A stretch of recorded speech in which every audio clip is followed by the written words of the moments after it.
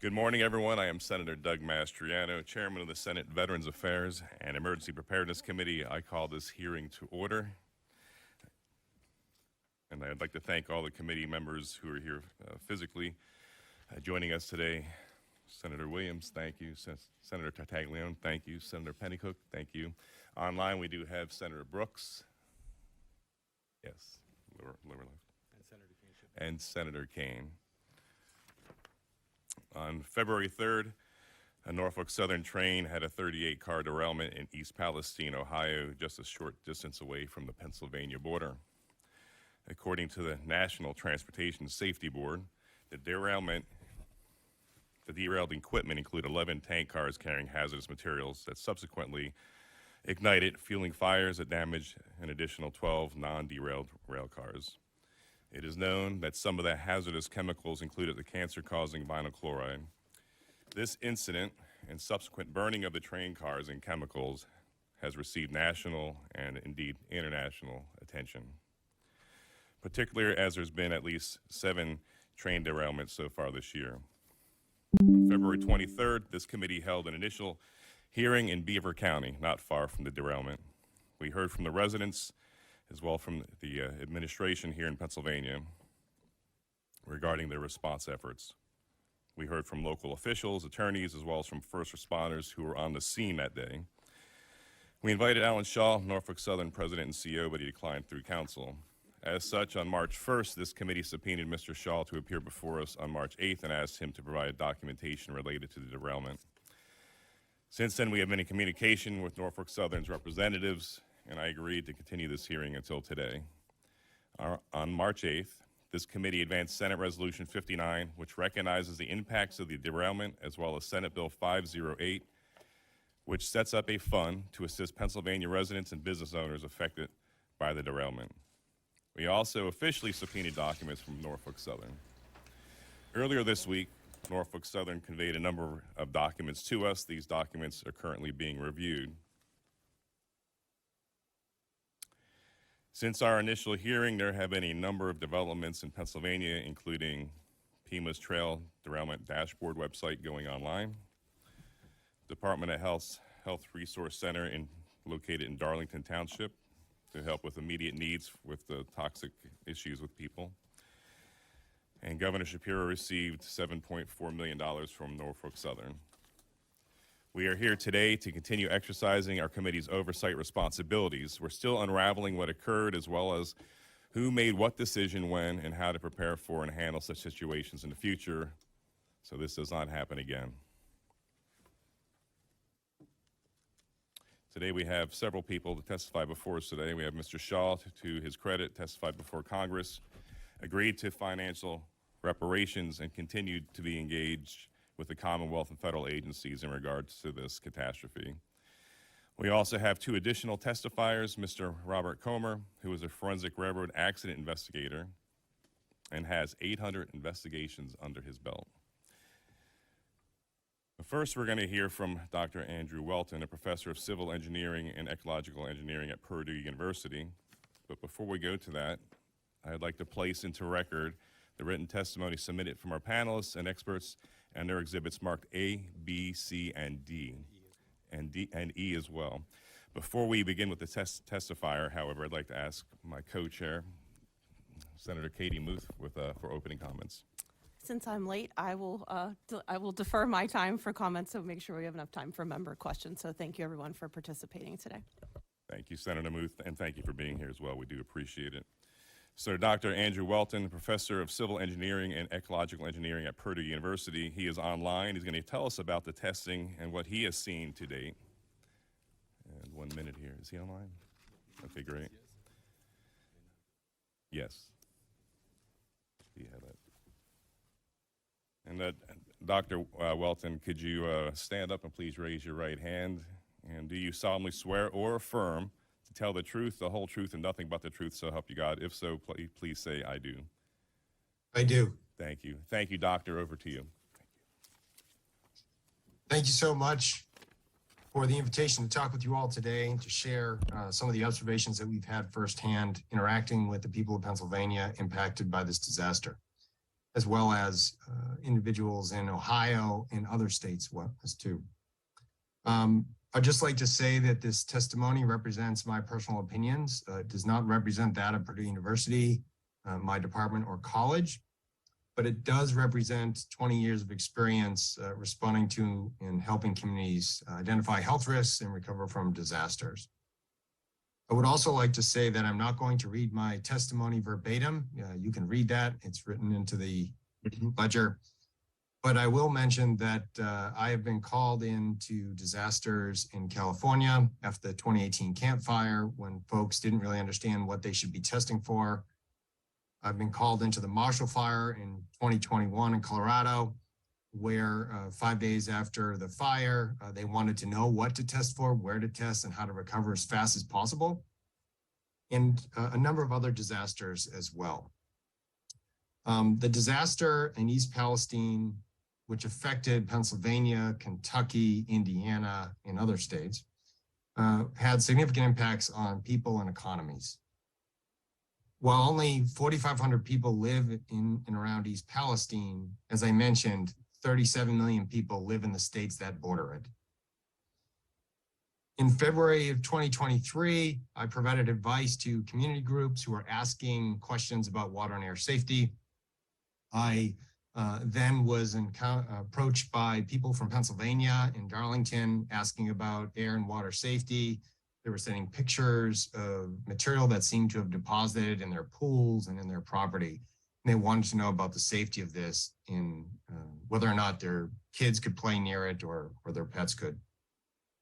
Due to the lack of available information in reviewing government testing data that was posted online, which wasn't much, we organized a volunteer team at Purdue University in Indiana, and we drove 7 hours to East Palestine. Since then, we've been there 3 times, and we've been in Darlington as well. What we have found is that in our first trip, acute health risks remained, even though the narrative was that they were not there, with the creeks.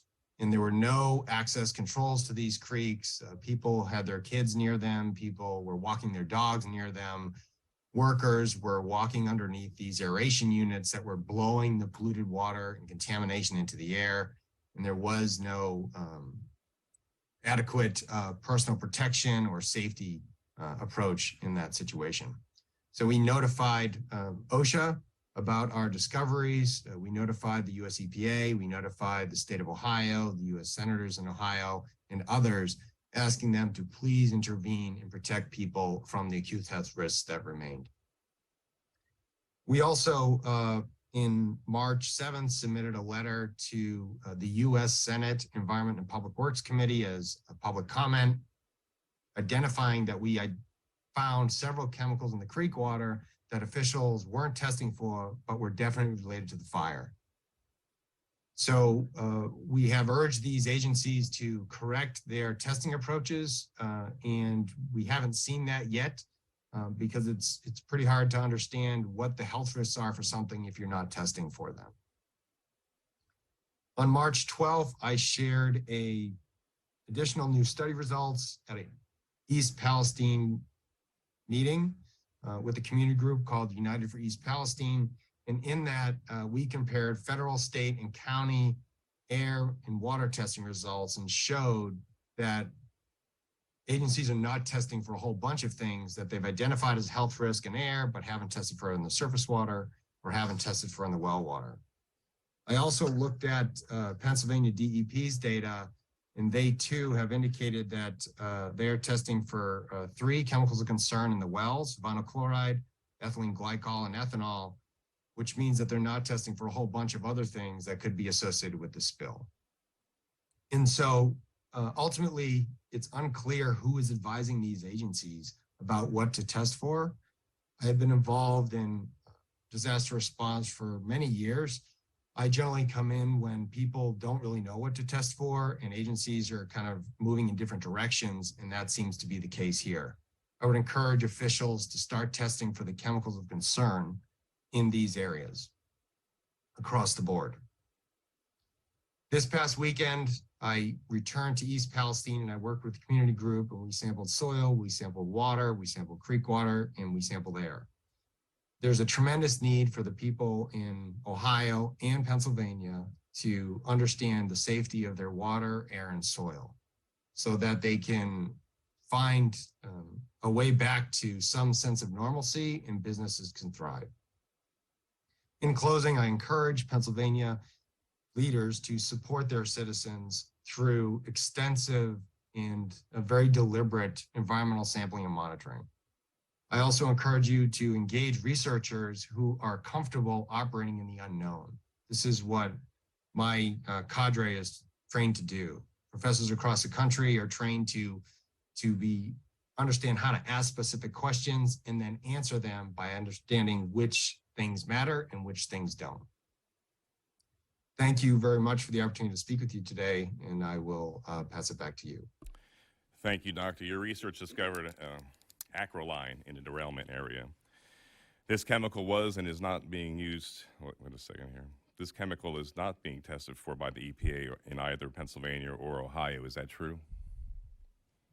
The US EPA is testing for it in the air, Okay. but the Ohio EPA is not testing for it in the water. And to my knowledge, Pennsylvania DEP is not testing for it in the water either. What are the known dangers if someone ingests it or inhales it? Acrolein is a known carcinogen, but really the most important issue initially is acute exposures. So headaches, nausea, vomiting, ear, nose, and throat issues. Long-term, it can be a carcinogen that can cause long-term health effects.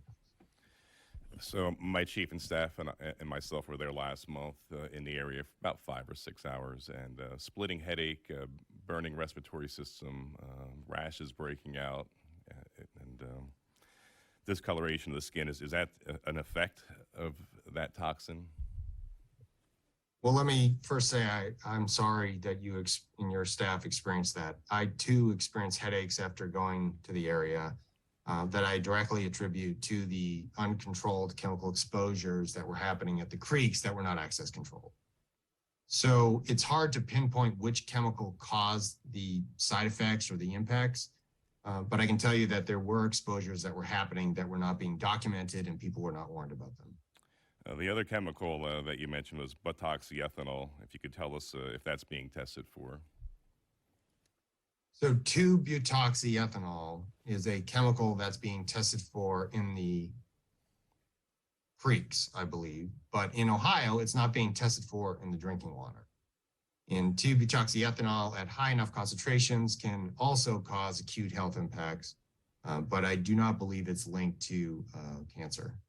And do you believe that is the discoloration we see in Leslie Run and the other creeks when we disturb the riverbed? That's a great question. We don't know exactly what's causing that discoloration. There have been a number of theories that it's some of the lube oil that went down the stream or it's free product, butyl acrylate. We've heard a number of theories, but nobody's actually pinpointed what that is. We're trying to figure that out. And finally, the health effects of being exposed to butoxyethanol. So from an acute, immediate standpoint, headaches, nausea, disorientation, and other types of ear, nose, and throat issues. There are also long-term health effects as well that are well documented because this chemical has been studied elsewhere by toxicologists, and I would defer to them. Thank you. Senator Muth.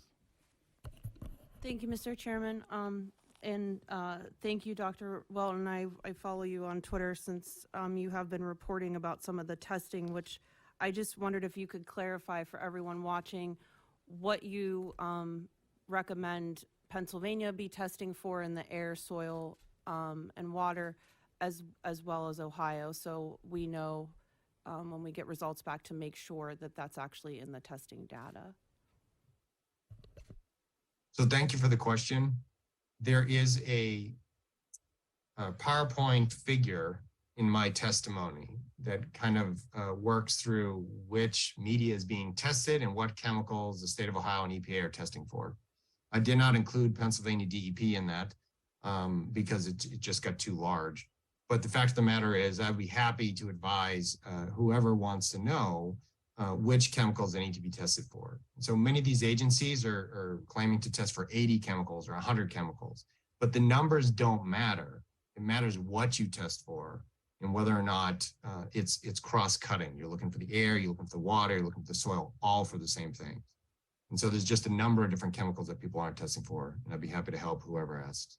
Yeah, I would appreciate, at least I would, like to see what your recommendations would be for all three, air, soil, and water, like a comprehensive list, so that, again, whatever data we get back from the state, we can compare that suite to, your recommendations. And, have you known of any group or entity doing any type of testing for radium or radiological contaminants? I do not know of any group doing testing for those contaminants. Do you think that's something that should be tested for, considering the content or the industries that are related to some of the content that was on the train? I think, I advise agencies when I get involved in these types of disasters that they need to throw the kitchen sink at it initially to figure out what they need to test for and what they don't need to test for. And so we're testing for heavy metals, and I'm not certain anybody else is testing for that. We're also testing for ions like sulfur and nitrate and other things. Nobody else is testing for that. So it wouldn't be a stretch to look for things like radium and others that other people haven't looked for yet. Yeah, I was surprised that had not yet appeared in any testing that I have, or any kind of data that has been available by an agency, federal or state, or any kind of nonprofit or outside organization. So if you could follow up with our committee on what you would recommend, I would really appreciate that. Thank you, Senator Muth. Just as an aside here, the Department of Health here in Pennsylvania, the secretary recently stated that over 80% of the people who were examined at their mobile health clinic in Beaver County had the symptoms you described of headaches, throat issues, nausea, et cetera, including many of the testifiers we've had before this committee. Senator Pennycook. Thank you, Mr. Chair. Oh, he disappeared. I just had a quick question regarding what is being tested for, and if you're in any kind of coordination with the EPA, given the fact that you don't feel that either federal or state officials are testing for the right chemicals. Are you coordinating with EPA and DEP in Pennsylvania? So that's a great question. Initially, I like to engage agencies to help them, optimize their approach and do so on a volunteer basis. I reached out to the state of Ohio 3 times, and then they never responded. I reached out to the US EPA on-scene coordinator in February, and they never responded. And I did that at the recommendation of somebody at CDC. And so I have tried to engage with these agencies, but they were not responsive. And that was a challenge. I have not reached out to the Pennsylvania DEP or Governor Shapiro's office or the Pennsylvania Department of Health, but I would be happy, like we always do, to provide information to whoever wants it so they can make the best decisions that they can. Thank you. Thank you, Doctor, for your testimony. We appreciate your expertise, and I do agree with your assessment. There should be initially a wide swath of testing to err on the side of caution to protect people's lives and livelihoods rather than dealing with health issues and cancers down the road. Thank you, and we look forward to engaging in the future. We appreciate you, and God bless you. Mr. Chairman, I have a question. Sorry, if I Senator may. Brooks. Sure, thank you. Dr. Wallen, part of my question has already been asked as far as what you've asked or talked to with Pennsylvania DEP. So would you reach out to our Department of Environmental Protection and request or suggest to them what they should be testing for? And would you cross-copy that suggestion to this committee and its members? I would be happy to send a letter and forward them the information that I provided the US EPA, that I provided the state of Ohio. I would be happy to do that. I would just also say that we're a 100% volunteer operation. Nobody's paying us to do any of this. And so we're trying to manage the best we can in after hours, trying to do that on top of our kind of day jobs too. So I'm happy to do that. If they wanted to reach out, I'd be happy to talk to them too. Thank you. I do appreciate that volunteerism and that willingness to do that. In that correspondence, would you also just document or write why you're recommending these specific chemicals be tested for? And then my last question is, how long do you recommend continuing to test for these toxins or chemicals, but in the air, the water, and the soil? So I'd be happy to provide the recommendations to the DEP about what I believe they're not testing for and they need to. And as far as how long testing should occur, the closer to the incident site, the more frequent, the longer they're going to need to do testing. I was in a location maybe 2 miles away along a creek. I expect that they should do monthly well testing in perpetuity until they understand how water flows in that area and how long it could take for contamination to get in. For areas farther away, they may not need to do monthly testing, but what we know for well water, for example, is that some of the agencies aren't testing for what they need to test for. So what they did today may not have as much relevance to protecting public health as if they did the thorough initial characterization. I expect in Pennsylvania, especially in Darlington, in the area that you're probably looking at least 6 months of heavy testing before folks can really understand how water flows, how long things will take, where the deposition of material went. And that really needs to be answered by very specific questions and collect data to answer those very specific questions. Okay, thank you very much. I appreciate your time, your testimony, and your willingness to reach out to the state of Pennsylvania. Thank you, Mr. Chairman. Thank you, Senator Brooks. Just as a final thought here, one of our witnesses back last month in Beaver County, Jeff Dillmore, said, "What are we supposed to do? Live in our houses, get poisoned, and wait." That's the feeling there. And with that, thank you, Doctor, for joining us here, and hope we can bring some resolution to those concerns from the residents. I'd like next to bring up Mr. Alan Shaw, the President and CEO of Norfolk Southern, as well as his team.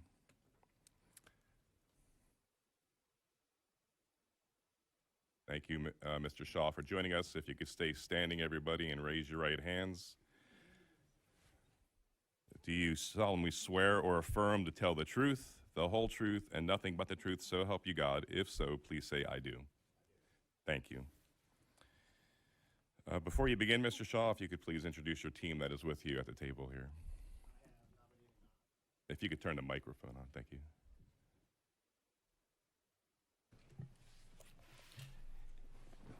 Yes, Senator, I have nominated Nog. She's our Chief Legal Officer. Thank you.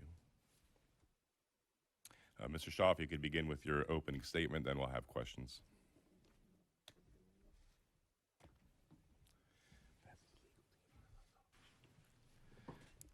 Good morning, Chairman Mastriano, Minority Chair Muth, and distinguished members of the committee. I appreciate the opportunity to testify before you today. My name is Alan Shaw, and I've been President and CEO of Norfolk Southern since May of 2022. I want to begin today by expressing how deeply sorry I am for the impact this derailment has had on the citizens of East Palestine and the communities in Western Pennsylvania. I've been to East Palestine and Pennsylvania many times over the past 6 weeks. I've talked with community leaders, business owners, school officials, faith-based leaders, and others throughout the community. They've shared their stories and their concerns about the health of their families, their businesses, and the future of the community they love. I am determined to make this right. Norfolk Southern continues to make good on its promise to clean the site safely, thoroughly, and with urgency. You have my personal commitment. We will get the job done, and we will help these communities thrive. At the direction of and in collaboration with the US EPA and state and local agencies, we are developing and implementing near and longer-term cleanup activities. Air monitoring has been placed continuously since the accident, and to date, it has consistently indicated that the air is safe to breathe. The Pennsylvania Department of Environmental Protection has recently announced that the first round of groundwater testing has shown no signs of contamination, and that results received from private wells in the area are also clear of contaminants. The Pennsylvania DEP has also announced that due to the short duration of exposure from this incident, health effects from long-term exposure are not expected to occur. In terms of community support, we have announced investments of more than $7.5 million in Pennsylvania to set up a community relief fund and to reimburse Pennsylvania emergency responders, health and environmental agencies for costs related to the derailment. This is just a start. We have also provided support to hundreds of Pennsylvanians through Norfolk Southern's Family Assistance Center, which has been open since the day after the incident. We're also in the planning stages of developing a long-term medical compensation fund, property value assurance program, and long-term water testing program. We look forward to working toward a final resolution with relevant stakeholders to finalize the details of these programs. If residents have a concern, we want them to come talk to us. Our website, nsmakingitright.com, provides the latest information and details on how to reach Norfolk Southern. We have been fully cooperating with the NTSB's investigation into the cause of the derailment. The NTSB's preliminary report found that the Norfolk Southern crew was operating the train below the speed limit and in an approved manner. Yet, it is clear from this incident that we can always improve upon safety. So as the NTSB continues its work, we are not waiting to act. Shortly after the derailment, I instructed my team to look at steps we can take to improve safety beginning immediately. And we have announced a number of initiatives to do just that. These steps are a start, and we look forward to working with policymakers and industry on others. We strive to make our safety culture the best in the industry. The events of the last several weeks are not who we are as a company. When I began my tenure as CEO 10 months ago, I spent hours in crew rooms all over our 22-state network, thanking our frontline railroaders and asking for their advice. They are proud of the important work they do for this great country, and they take safety seriously. I'm going to make sure they have the right training and the right processes and the right equipment and the right technology. You have my commitment on that. Today, I am proud to represent more than 19,700 Norfolk Southern employees who work every day to offer a safe and effective means of transporting goods to businesses and families across our country.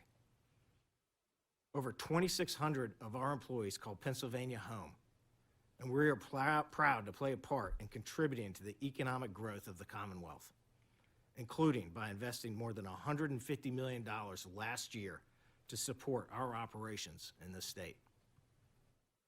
Just last year, we entered into an operating agreement with the Pennsylvania Department of Transportation to expand passenger rail access in western Pennsylvania between Pittsburgh and Harrisburg.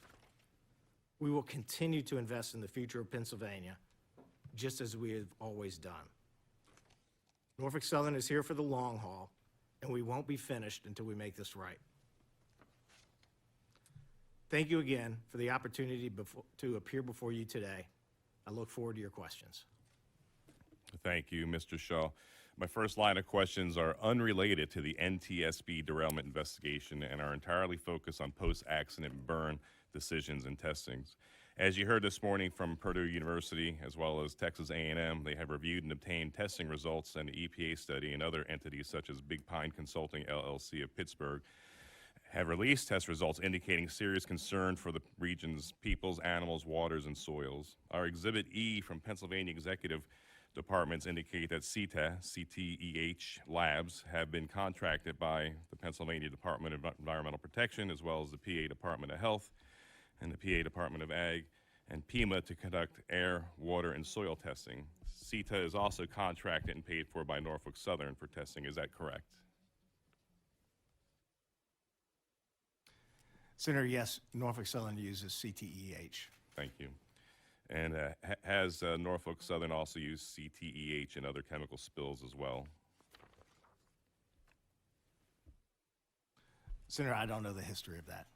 Okay. Norfolk Southern told people in the region shortly after the disaster they were safe to return home prior to the testing of their individual homes internally for lingering gas or chemical dust on their property, groundwater, their soil, as well as their water. Is that correct?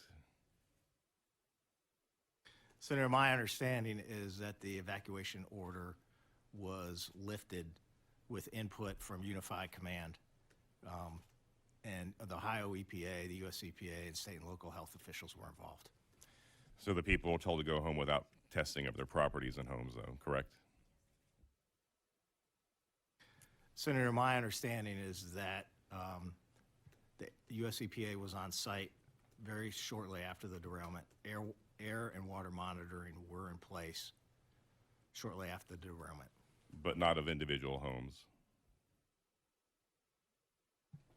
Senator, my understanding is that the air and water monitoring were done throughout the communities. Thank you. And I also understand, Senator, that if the residents of the community wanted air monitoring in their homes done, then that was offered as well. So Katie Schwarzwalder had someone come in from your contractor. They were going to do testing, but she had to sign a waiver, waiving her legal rights, and she went to Fox News with that. And I understand your company since said that was an error, but in order to get testing in her home, she had to sign this legal document, getting rid of her legal rights in the future. Do you know anything about that? Yeah, I do. And when I heard about that, I was really frustrated, candidly. Senator, that was a form that was used for standard access to property. It had nothing to do with legal rights resulting from this accident. And as soon as we heard about that, we instructed our third-party contractor to remove that language. And we have made it very clear to residents of the community that there are no strings attached. Good. You have not provided our committee the soil and the water test results that you reportedly were relying on to publicly make the claims of safety. When can we expect Norfolk Southern to provide those test results to us? Senator, we are working very hard to respond to your requests. We can talk to you about specific requests that you have not received. Okay, and we're looking forward to those.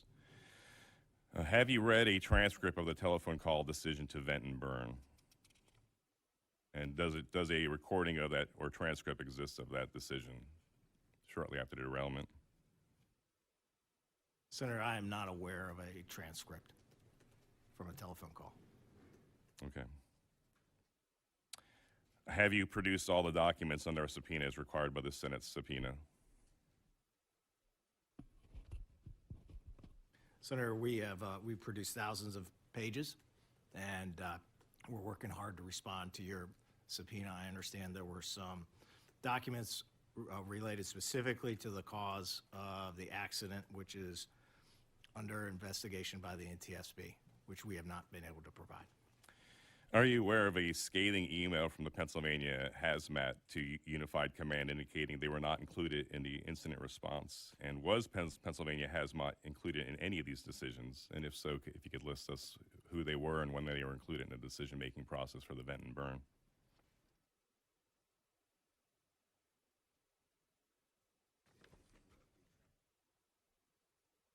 Pardon me. Senator, my understanding is that from the moment of the accident, we worked to be transparent and cooperative with various state, local, and federal authorities. And the response was managed under the unified command structure established shortly after midnight with the local fire chief serving as the incident commander. Our role in that process was to provide unified command and the incident commander all the relevant information that we could. And my understanding is that state and local authorities, including those from Pennsylvania, were involved. Or were you on a telephone call on or about Sunday, February 5th, 2023, with Governor Shapiro and Governor DeWine and PEMA Director Patfield when a decision was made to release and burn the deadly chemicals creating phosgene gas? Yes or no? Senator, I was not on that phone call. Were the governors asked for input in that decision-making process? Senator, the ultimate decision made by Unified Command under the leadership of the incident commander was made on Monday, February 6th.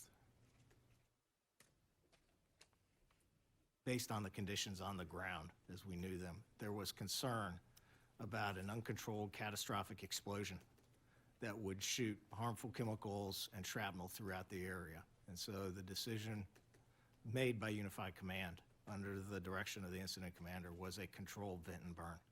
If I could just clarify something here. So I joined the Army in the 80s. I'm an old soldier.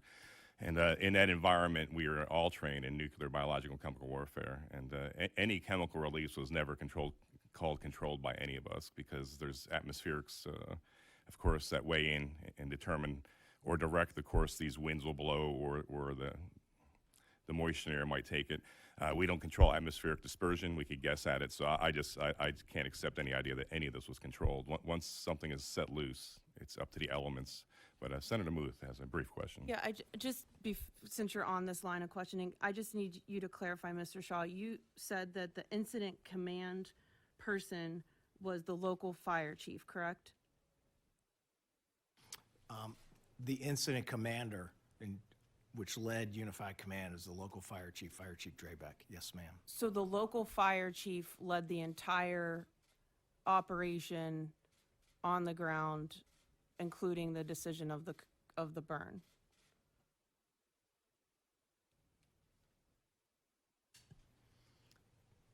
Senator, there were state, federal, and local authorities there as well, and he was in close contact with the governor of Ohio. So who ultimately then, I guess maybe for the public's sake and my own, can you list who's in the Unified Command? Like who are those entities or people or agencies? Senator, I can give you a specific list. I'm happy to follow up. I can tell you that it included federal, state, and local agencies from Pennsylvania and from Ohio. Okay, I'm just trying to understand like who is comprised in this decision-making process based on, because I don't know, I'm not a part of Unified Command. I guess I'm confused then if there's this collaborative effort and then it's ultimately the local fire chief's final say on what happens. Is that, like, who made the final decision of we're going to do this burn?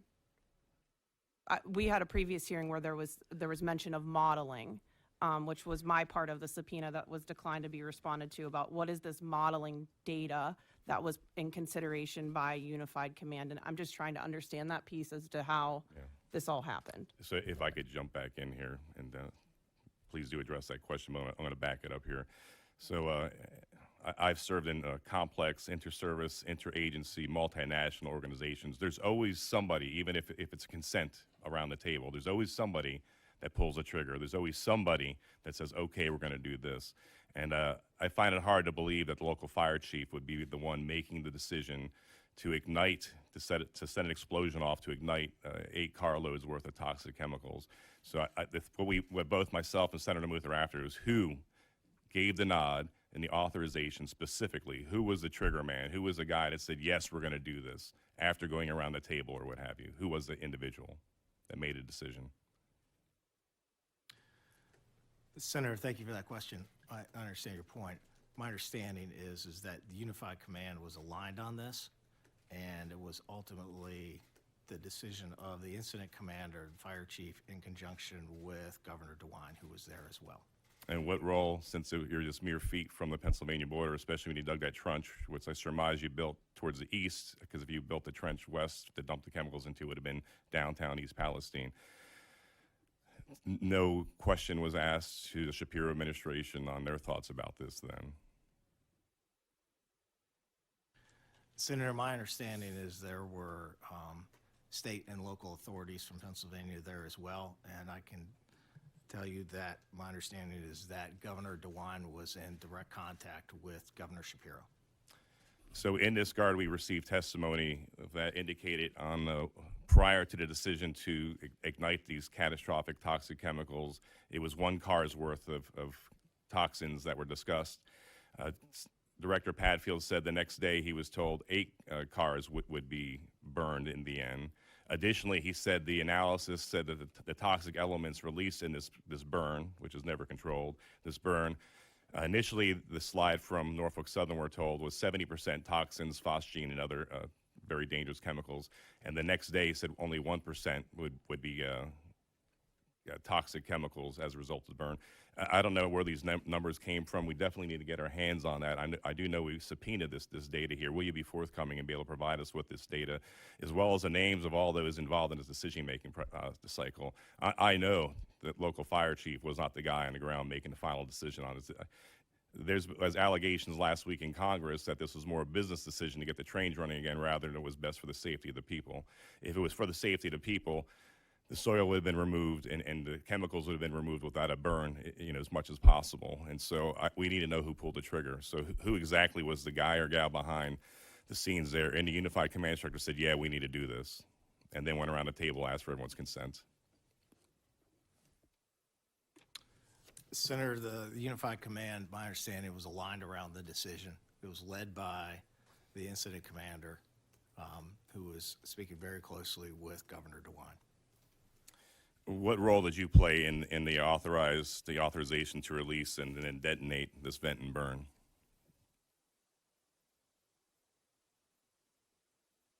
Senator, the role of Norfolk Southern throughout the process was to be as transparent as possible and provide as much information to Unified Command about the situation.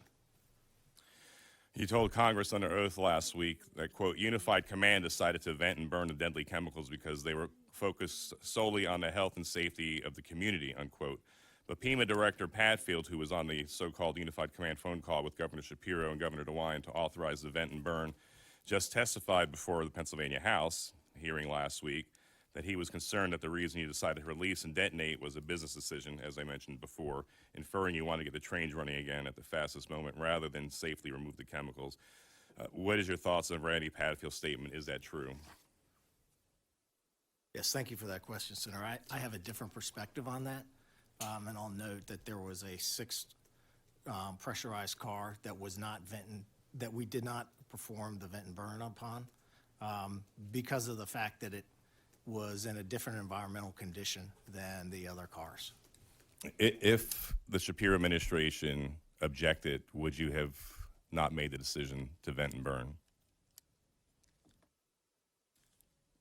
Senator, that decision was made by Unified Command. We And provided once again, as Senator Muth asked, who exactly is in the Unified Command? Who was that? How many people? Who were they? What agencies? What states? Senator, we're happy to provide you a list. There were state and local authorities and federal authorities from Pennsylvania and from Ohio. And lastly, before I hand it over to my colleagues, Pennsylvania residents were told to evacuate into Ohio, showing that the real concern was that the modeling showed that Pennsylvania would have the chemical plume from the so-called vent and burn blowing over that, according to the atmospheric dispersion study that we saw from NASA. Did Pennsylvania members of the Unified Command order no evacuation center set up in Pennsylvania, or was that your order directing people to flee into Ohio? Senator, I can't comment on that. That was not Norfolk Southern's order. What role did EPA play in this decision-making cycle? Senator, I don't have an answer for that. Senator Muth. Thank you, Mr. Chairman. So we don't know who's in Unified Command. Therefore, we don't know how the decision was made or what modeling data based on what's being answered thus far. So it's difficult for the committee to understand a lot of this in the absence of information. So I guess we're asking for a basic protocol, or as Representative Pennycook asked for in the prior hearing, a standard operating procedure. I would think that just based on hazardous planning an emergency planning, there would be like a basic like flow chart of like, here's who's involved with what, and that would be easier to interpret versus not knowing, but yet this was the decision. So I guess I just have to ask first, if this had happened in a more populated area, would this same burn been the recommendation? Yeah, Senator, this is based solely on the safety and health of the community. There was concern based on the fact, based on pressures in the rail cars and the fact that several of the rail cars had been in a pool fire of an uncontrolled explosion, which would shoot harmful VCM gas and shrapnel throughout the community. And so the Unified Command, which was state and federal and local authorities, including Georgia and Pennsylvania and first responders, and we had government officials as well doing the dispersion modeling, all aligned that this was the best decision for. So there is dispersion modeling. We just don't, we as a committee don't have that information. Is that correct? Senator, my understanding is the dispersion modeling that was developed by government authorities was used to create the evacuation zone. Yes, ma'am.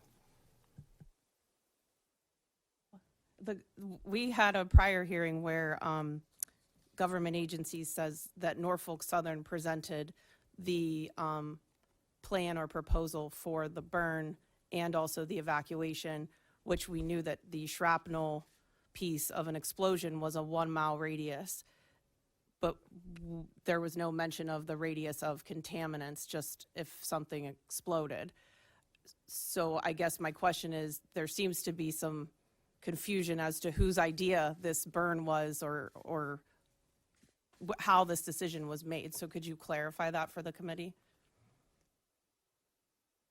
Yes, Senator, the experts on the ground were very concerned about the pressure in some of the vessels. And those are experts that are Norfolk Southern employees or consultants? Contractors, yes, ma'am. Contractors from what types of, if you can't say the names of the companies for legal reasons, what types of contractors or consultants? Contractors who specialize in hazmat. And so, Senator, then the decision was made to do a vent and burn.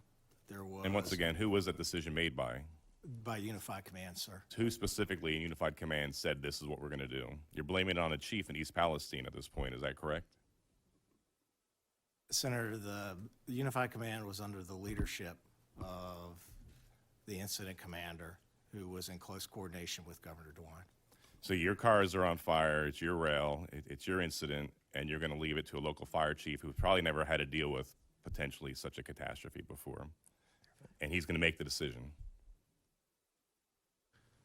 Senator, the Unified Command, pardon me, was taking input from a number of different constituencies, some of which were modeling the evacuation zone.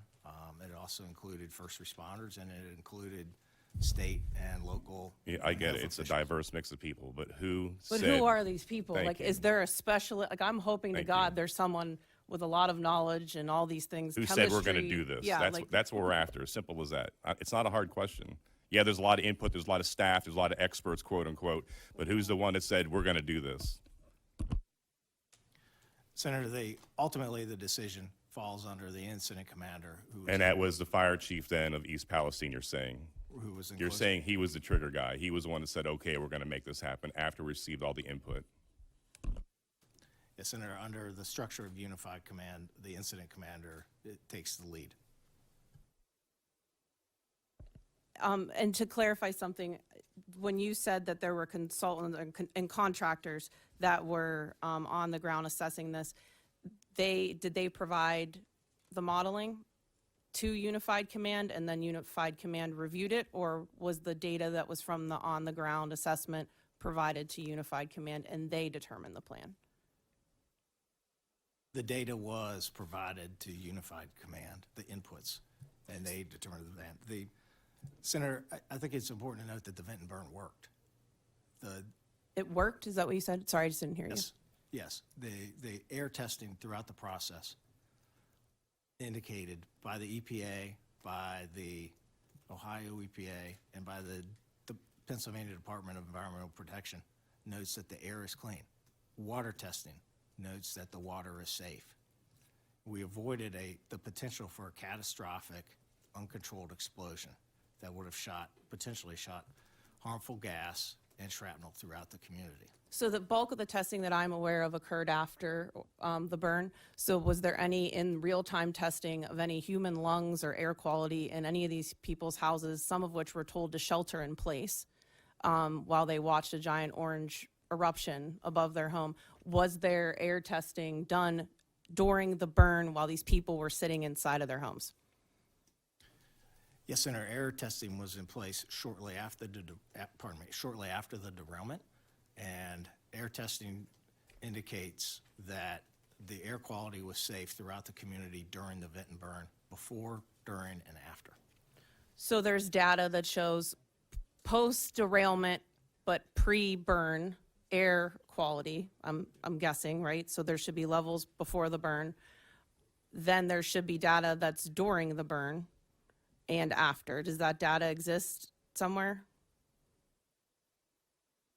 Senator, yes, that's my understanding. And the data shows that in the community, outside of the evacuation zone, the air was safe.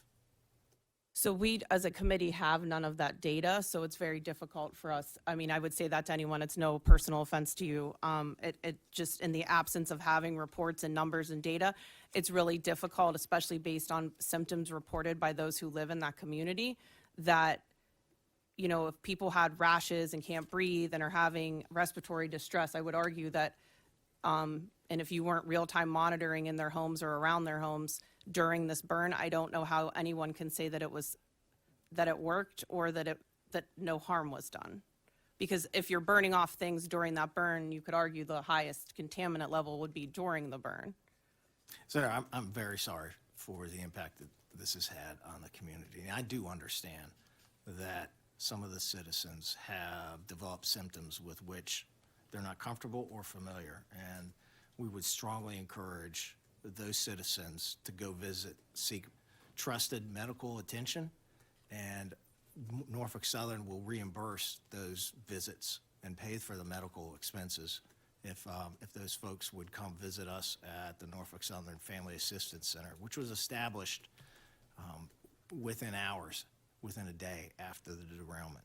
And so is the Family Assistance Center set up to ease community anxiety? Because if you're saying there's nothing wrong, there was no contamination or harm done, that was actually, you led me into my next question, was even the health compensation fund, why is it necessary if no one was poisoned? Senator, the Family Assistance Center was set up within 24 hours of the derailment to help folks with recovery assistance, to help folks who were impacted by it, whether that's they needed to evacuate and they had expenses associated with that.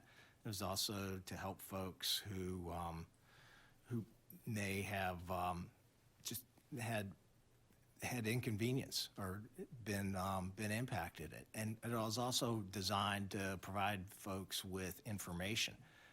The testing by the air and the water is done by trusted government agencies, the EPA and the Ohio EPA and the Pennsylvania Department of Environmental Protection.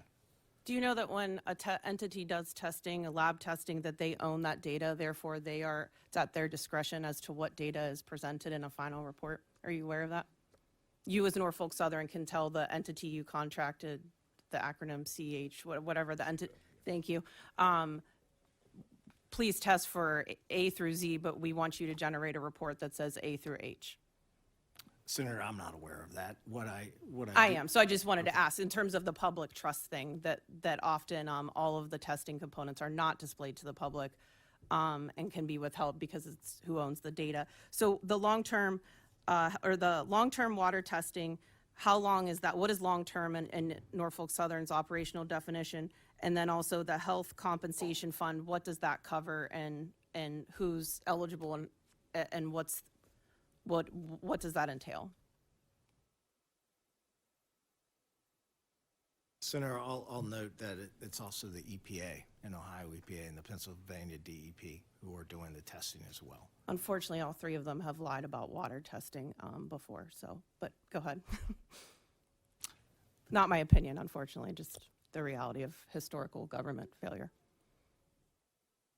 So how long, what is the water testing duration that Norfolk Southern is providing? And also, what does the health compensation fund entail? Senator, as I've talked to the folks of the community, and I've been there multiple times, I was in Darlington Township at the open house on Thursday evening, and it's really clear that folks are concerned about three things. It's long-term health costs, it's water monitoring, and it's property valuation.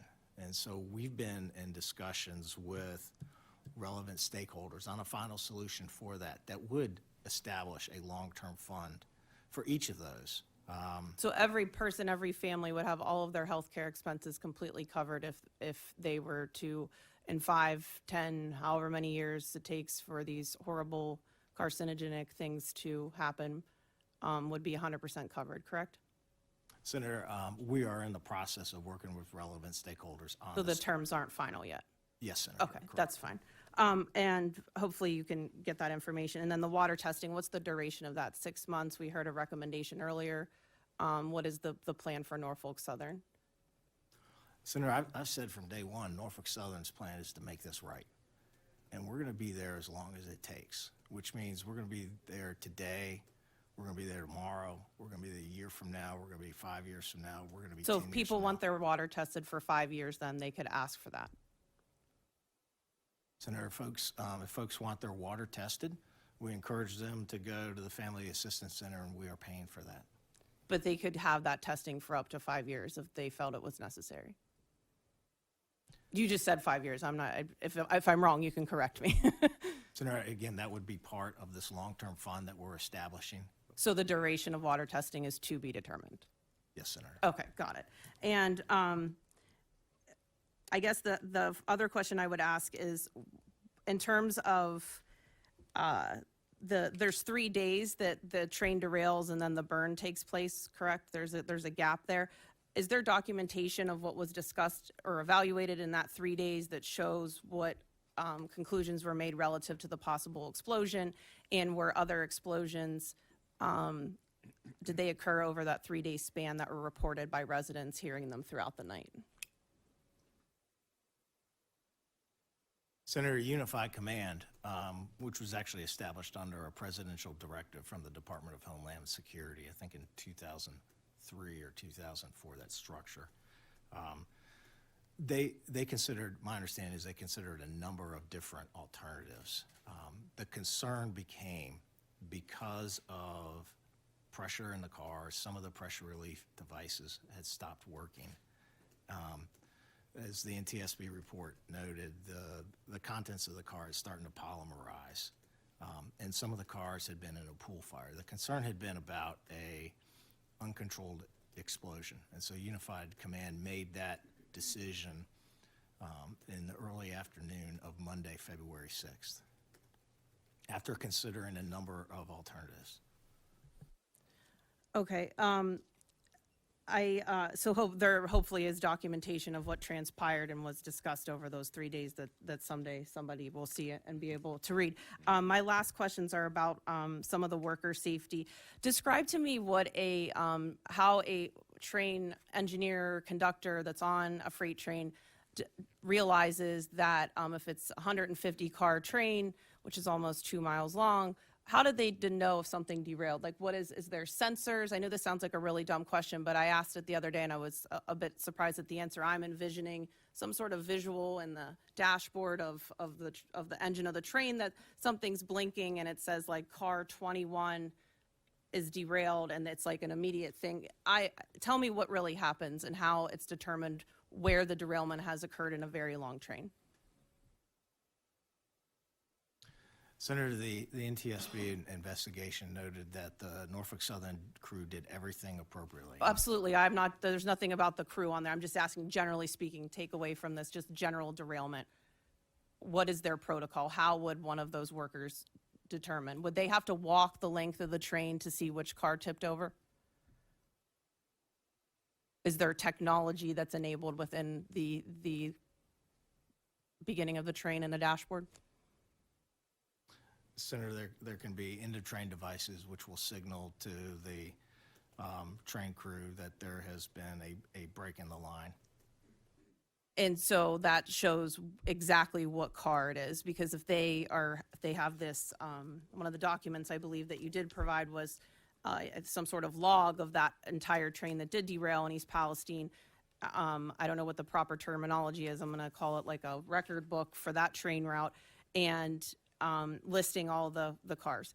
So would there be something that in the dashboard of a train that lights up for workers to know car number whatever is derailed? Or do the workers physically have to go inspect which car is derailed? So I can certainly work with your office and give you the specific policies and procedures on that. It's my understanding that to assess a derailment, one of the workers on a train has to walk the line, the route, the length of a train to figure out which car. And I was very taken aback by this procedure, because I thought it was quite antiquated and not only dangerous. And I said this to my husband last evening, and he said, well, what if it's nighttime? It's even worse, because my question was, what if you walk up to where it's derailed and I assume you'd be carrying this giant book and you're like, okay, car, whatever, and here's what's in it. And what if it just exploded?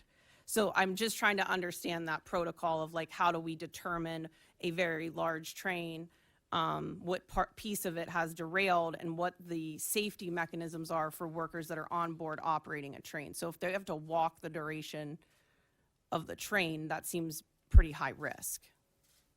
Senator, my understanding is if there's a significant derailment, we actually ask our crew members to move away from the train. Yeah, they're supposed to detach and leave what's derailed. That you are correct from what I've read as well.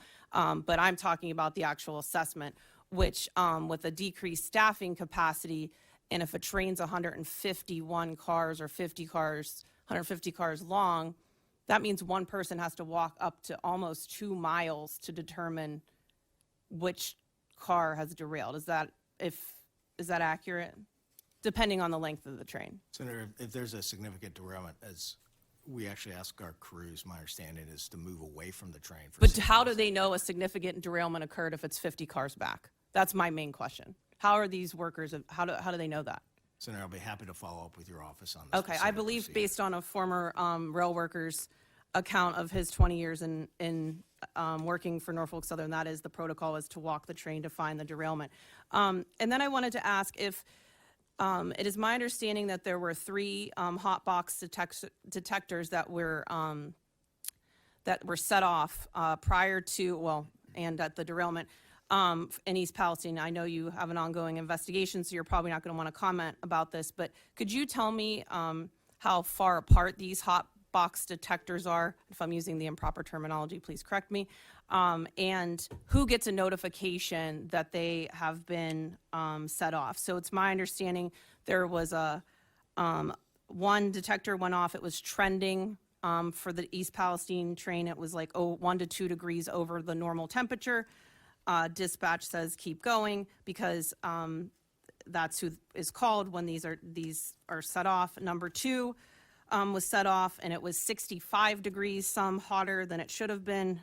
Dispatch instructed the train staff to continue, and at derailment that the hotbox detector temperature was over or at 200 degrees, which is obviously why it derailed. So you mentioned in your testimony malfunctioning of sensors or improving on those accuracies. If a train conductor or engineer calls dispatch and says, we really believe that this train needs to be stopped, there's a major malfunction, what happens if they decide to follow their own judgment and intuition, since they are the people on the train, whereas dispatch, I don't know where they are located, because obviously the person driving the train or running the train or operating on the train knows the route. So they know up ahead there's a giant horseshoe curve or there's some major risky area for a train. what are workers' abilities to protect themselves and also the public and the environment? Are they fired if they, or are they given insubordination dockets for taking action themselves based on having a 3-sensor trip? Like, what if the train conductor said, I'm going to stop at 65 plus degrees over normal? What would happen? Senator, we will not operate an unsafe train. In this instance, the NTSB was very clear. The crew did exactly what they were supposed to do, and we thank them for that. The wayside detectors were working and operating as designed, and there were no track defects. Once the train hit that wayside detector in East Palestine that showed that elevated temperature that you referenced, the train crew immediately started the braking process. However, my understanding from the NTSB report is that the train had already started to derail at that point. And obviously the crew couldn't know that unless they got off the train and walked back. Maybe you employ a lot of Olympic runners, but that would be very difficult for them to sprint back to see how far back, and then obviously then would be in harm's way if something exploded. So on the worker piece, I really want to ask you, like, will you commit to actually supporting workers here in the sense of, you mentioned your increased safety standards and in what you plan to do. So would you support even just a basic labor representative, a no cost to the railroad company, to a company, whether it's the PUC or the FRA, to do the track inspections and address those types of safety issues? Because it's my understanding that doesn't even occur now, that there isn't one of the actual workers alongside either of these two safety regulators so that they can report issues. Is that something that you could agree to? I just need a yes or no. Senator, thank you for that question. I am committed to our employees, and as I noted, since I became CEO of Norfolk Southern 10.5 months ago, we're on a hiring spree. We hired more conductors last year than at any other time period on record. Our pipeline of conductor trainees now is near a record high. And so when you look at other industries that are now laying people off, we're hiring at record numbers. And I will also note that 25% of our new hires last year were veterans. My first day as CEO of Norfolk Southern, I went out into the field and I walked into the crew room and I thanked my craft colleagues, our union employees, for everything that they do. Sure. So then it sounds like you're saying yes, that you would support having a union member of the railroad workers, a company for those inspections, right? That makes sense. If you would be fine with allowing that to occur? Senator, I need to understand the provision better. I can tell you that we'll follow the science and the data to improve safety. I personally have reached out to the union leaders of our two largest unions and asked them for their help in improving safety on Norfolk Southern and in the industry. That's how important our union workforce is and how important safety is to me. So it makes sense then to have someone who does the job actually with the person inspecting. Often we see the inspectors may not have that same level of on-site knowledge and expertise because they're inspecting all sorts of things, but maybe having an actual worker who works in the field with trains as a part of rail track inspection, that makes sense. So, and it's not going to cost you anything. It's just simply allowing them to be present and report those same issues. So sounds like you're saying yes. And as you're aware of, and I would appreciate if you would commit to that formally. So the Rail Safety Act, can you commit to us today that you would support that? I know it's in the federal government. We are the state government, but it's an important effort being pushed now in Congress. Can you commit today to supporting the Rail Safety Act? I would assume yes, since you said you're about safety. Senator, I certainly appreciate the leadership of the senators who have advanced that act. There are a number of provisions within that act that we certainly support. That includes enhanced tank car standards. That includes enhanced funding and research and design for wayside detectors. That includes enhanced notification for first responders. And I can tell you that. What about shorter trains and appropriate staffing? It sounds like staffing you're hiring up from cuts that you had made prior, that Norfolk Southern had made prior. So that seems like it's going in the right direction. But what about appropriate staffing and shorter trains? My borough of Royersford, that my district office, where I just moved from 8 minutes up the street, so now I'm in a different township. I lived there for 7 years, and Norfolk Southern was literally in my backyard. Had this derailment occurred in Royersford, the borough, I wouldn't be sitting here today. And maybe some people would be excited about that, but I'm here. So, and the other evening, Thursday evening, I was at a township meeting about another disaster, and I got a phone call, why is the train stopped in the middle of the intersection? And so, again, you said increase communications with first responders. That would be great, because my police didn't know about it till after the fact. 23 minutes it sat there on the tracks, backed up traffic. Nobody knows what's going on. Everyone's hoping it's not going to blow. I'm trying to figure it out while I'm trying to fight a landfill with PFAS. So I really hope that commitment to enhance communication would really be helpful. But that train was so long, and allegedly they had to pick up 5 cars. I don't know how you do that.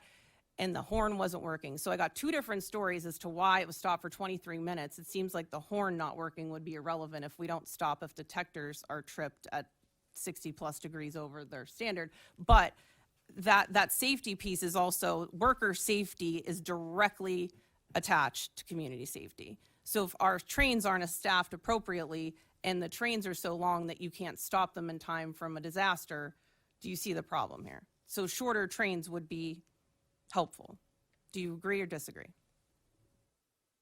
Senator, the NTSB did not indicate that train length had anything to do with the derailment in East Palestine. What's the max speed you can go through Royersford Borough or another highly populated area? What's the max speed? I don't have that specific for that line segment, but I'll be happy to share that with It's you. my understanding, unless it's truly classified as hazardous, despite can carry hazardous and toxic substances under a certain amount and not be considered hazardous or combustible, but that you can go whatever speed you want.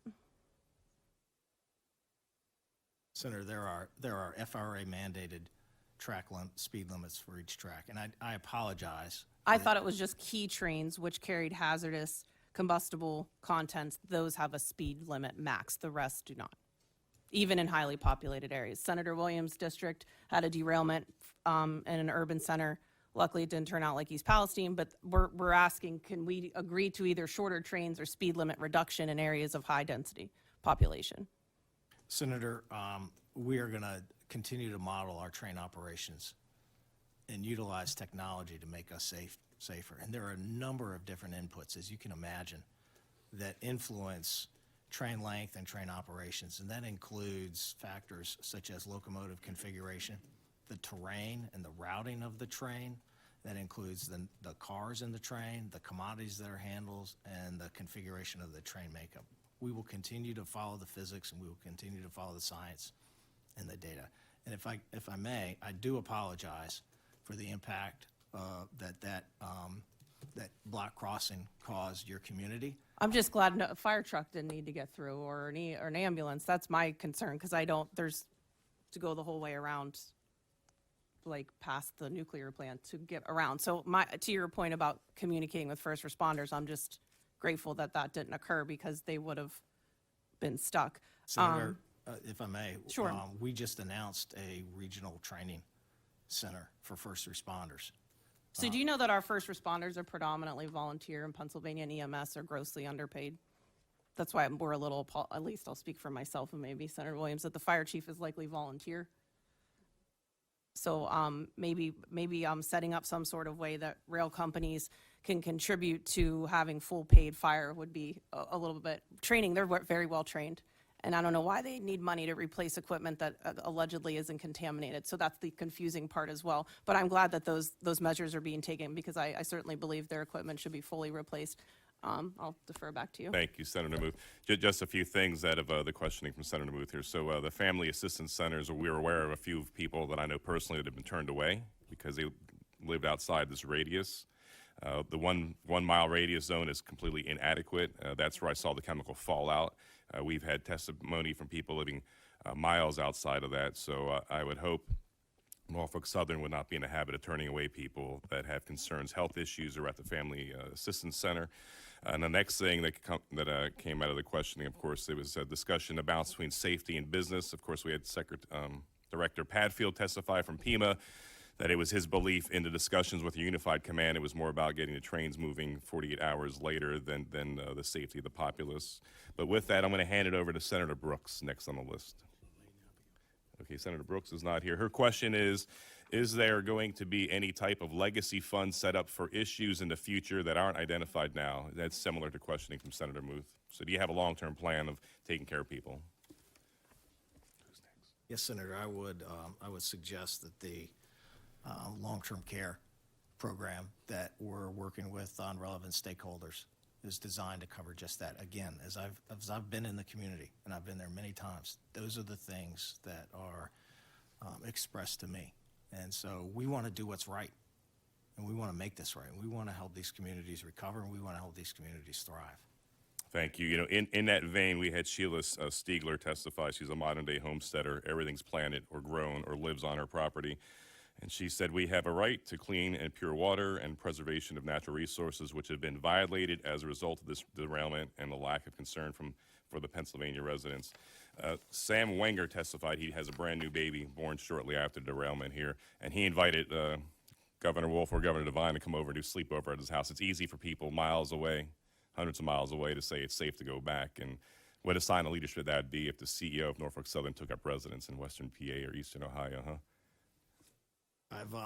I've been in our coal industry for about 25 years, and so I've spent a lot of time in the communities here of the Monongahela Valley and Greene County and Fayette County and Westmoreland and in Darlington Township. I've got a deep appreciation for the folks in these communities, and I've been here quite a bit, and I've drinking the water and I've eaten the food, and I am committed to the environmental remediation, committed to long-term testing and following the oversight of the US EPA and the Pennsylvania Department of Environmental Protection.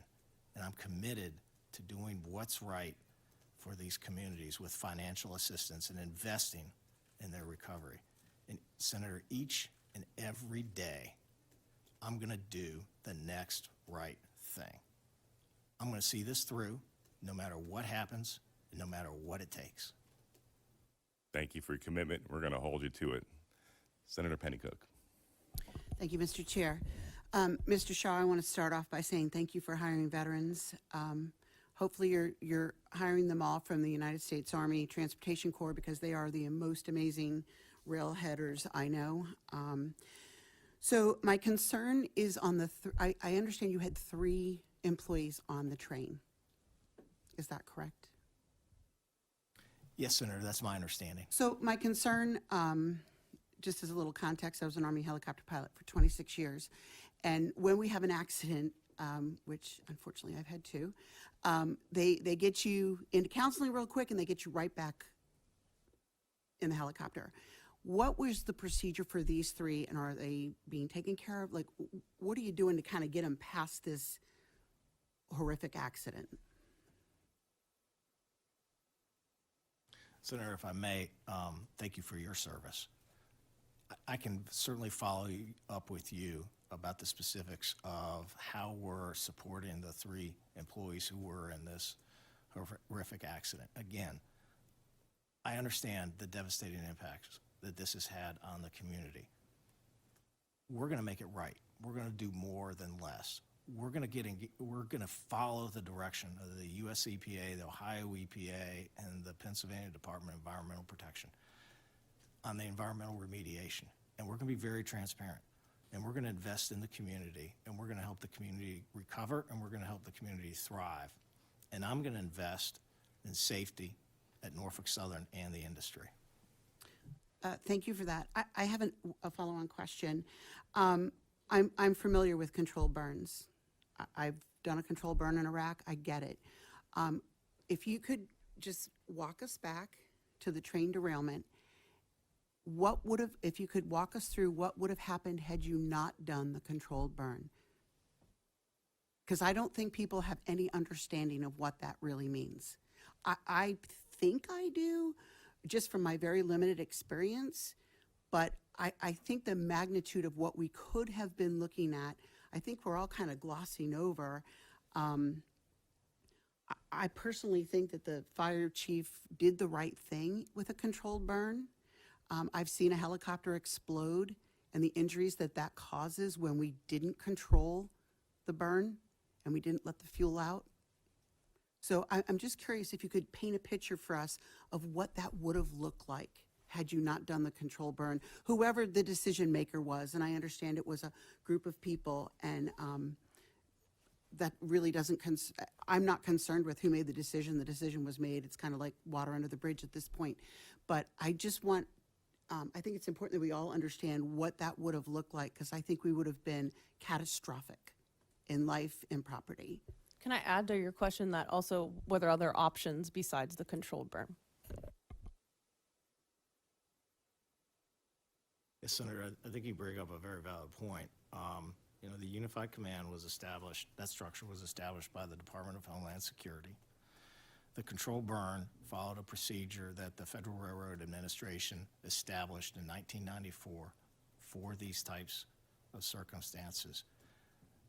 I can't talk to you about a hypothetical. What I can tell you is that the concern at the time, the very real concern, was there would have been an uncontrolled catastrophic explosion which would have shot vinyl chloride gas, which, as you know, is denser than air, throughout the community along with shrapnel. So all the relevant parties got together. We modeled the dispersion. The government authorities modeled the dispersion with inputs from a number of sources. The incident commander, in close coordination with Governor DeWine, who was in direct contact with Governor Shapiro, made the decision to execute the controlled burn.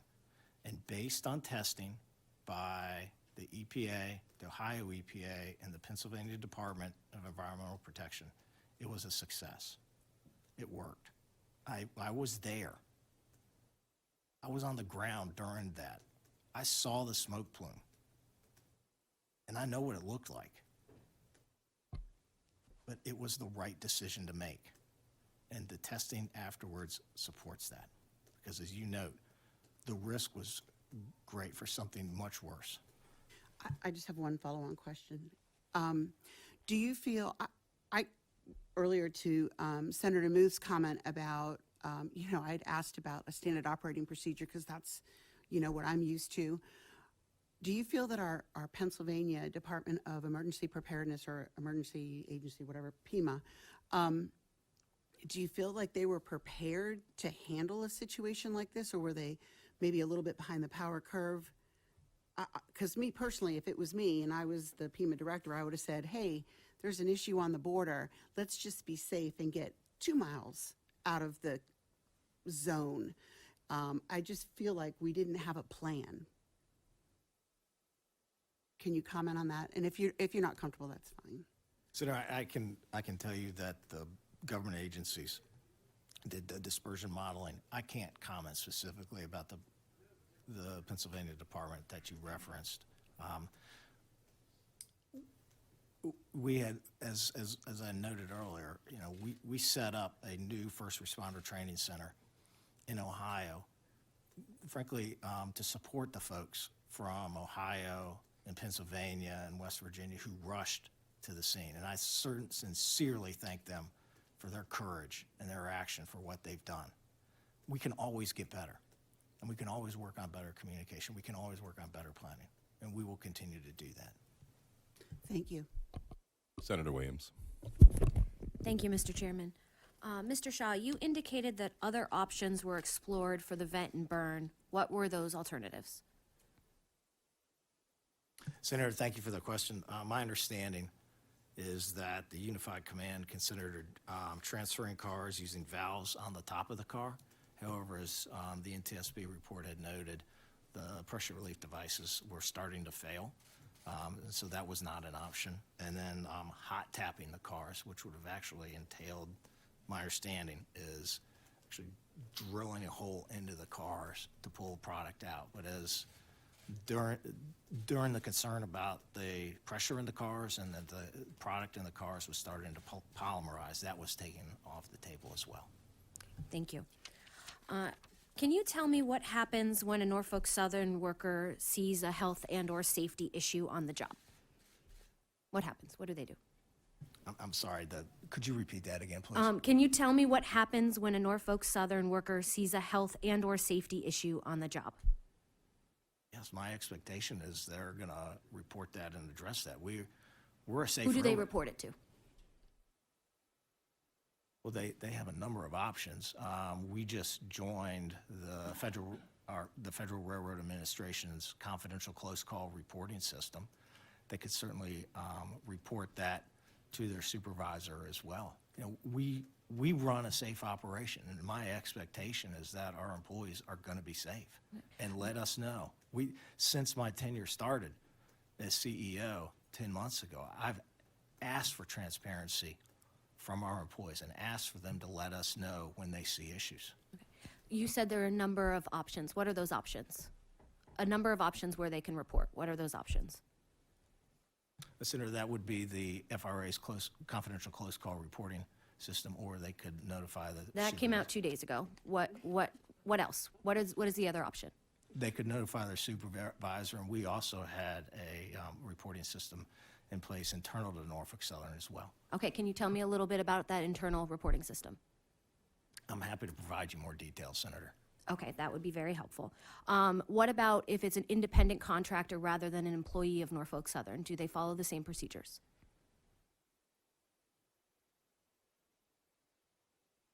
Senator, standing here, I don't know that they don't. I can't.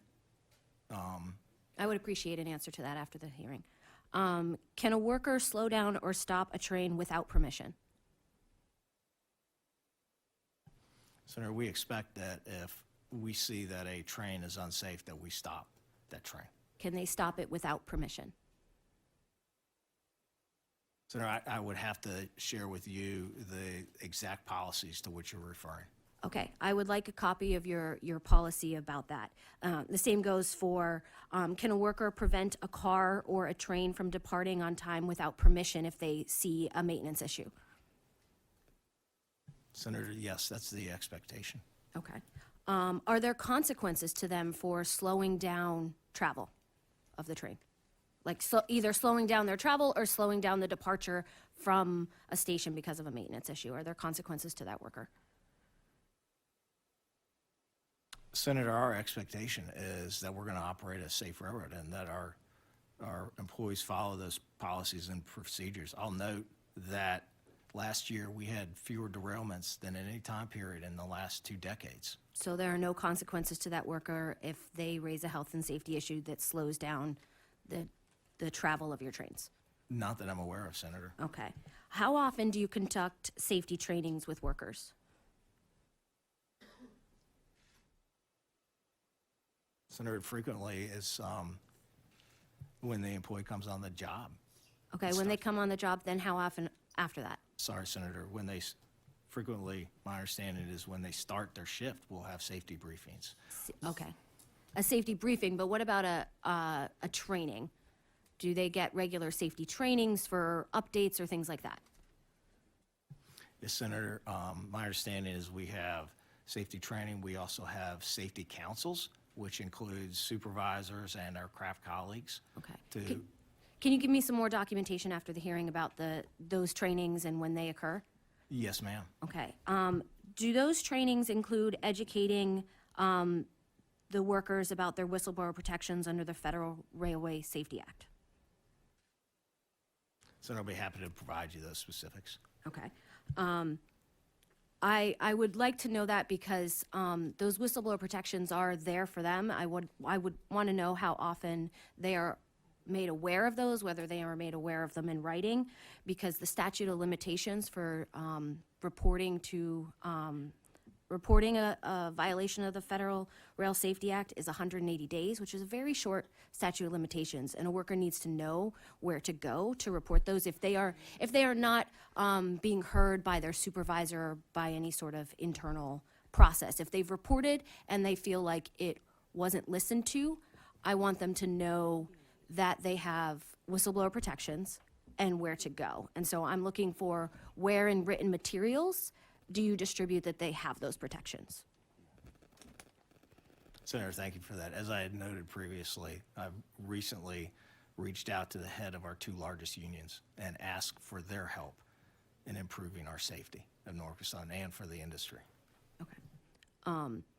Because what I'm hearing anecdotally, and which I'm trying to determine based on your materials, is that what you're saying in regards to safety is maybe not what the culture seems or what the workers feel like they can report.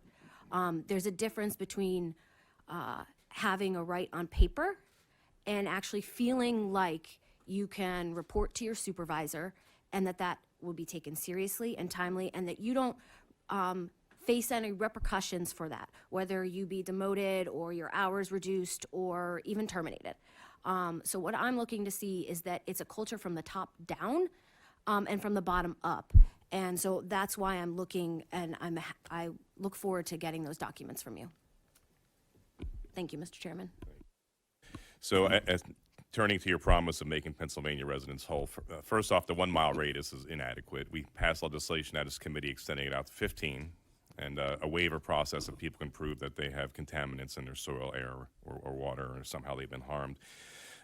Does your 1 million fund as a down payment for those within the 1 mile radius, and I hope you'll extend that out, include the loss of real property value? For instance, 221 Oakdale Road in Darlington, a 3-bedroom, 1.5 acre, 1.5 bath, 2.4 acre home sold on February 24th for $1,031. That's $1 a square foot.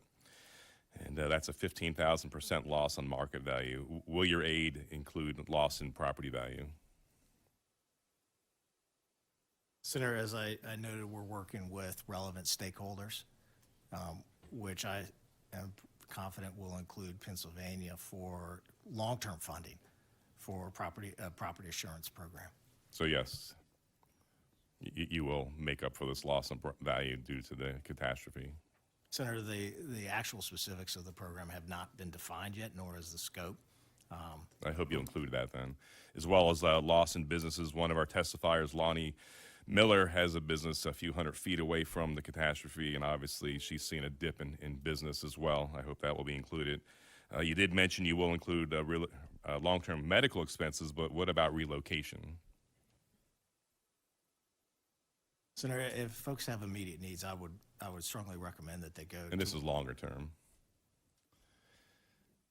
So, for instance, agricultural loss of livestock. We did. I'm sure you know that many dairy or beef farms in the area, or testing proves that crops are contaminated.